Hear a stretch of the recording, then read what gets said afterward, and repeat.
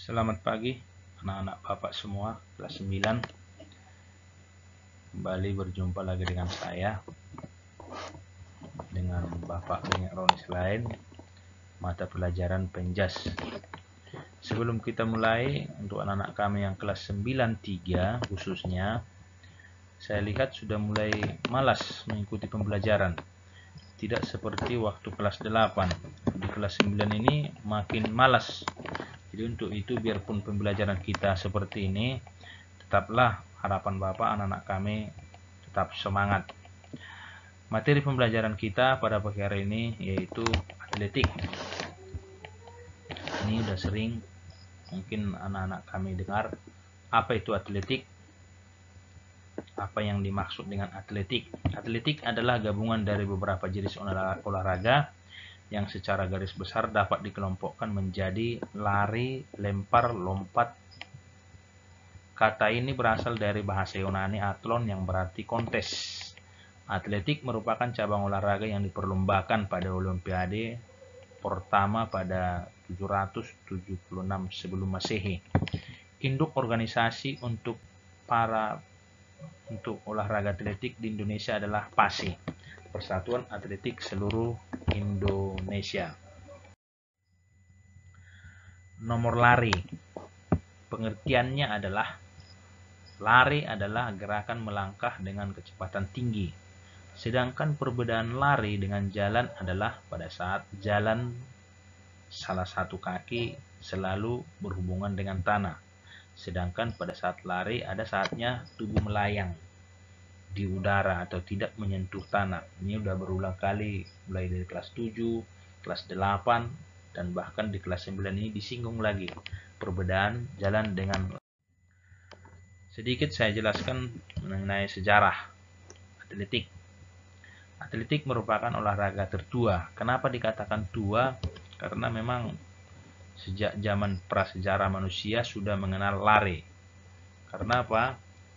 Waktu zaman dulu sering berburu, melempar lembing dan lain-lain. Olahraga atletik berkembang menjadi cabang olahraga lainnya sehingga atletik disebut mother of sport, ibu dari segala cabang olahraga. Induk dari semua cabang olahraga. Kenapa dikatakan induk dari semua cabang olahraga? Di semua cabang olahraga yang ada di dunia ini pasti ada atletik. Main bola, ada lari, ada lompat. Main basket, ada lari, ada melompat. Main bola voli, dan banyak lagi cabang-cabang olahraga lainnya. Pada zaman Yunani kuno, atletik diadakan dengan tujuan mencari orang yang terkuat, tercepat, dan tertinggi. Atletik diperlombakan di Olimpiade modern tahun 1896 di kota Athena, Yunani. Sedangkan di Indonesia, atletik diperlombakan pertama kali pada PON ke-1 di Solo tahun 1948. Cabang atletik meliputi nomor jalan, lompat, dan lempar. Pelaksanaan cabang atletik ini dilakukan di lapangan yang disebut track and field atau lintasan dan lapangan. Setelah mempelajari materi ini, diharapkan anak-anak kami apa itu lari jarak pendek. Salah satunya yang mau kita pelajari adalah lari sprint. Lari jarak pendek atau sprint adalah salah satu jenis lari yang dilakukan dengan kekuatan dan kecepatan penuh. Jadi yang terdapat 3 jarak lintasan yang dilombakan dari lari jarak pendek, yaitu lari jarak 100, 200, dan 400. Itulah yang diperlombakan di lari sprint. Kemudian teknik start lari jarak pendek. Start adalah suatu persiapan awal seorang pelari sebelum melakukan gerakan berlari. Tujuan utama dari start dalam lari jarak pendek adalah mengoptimalkan pola lari. Nah, itu tujuan dari start.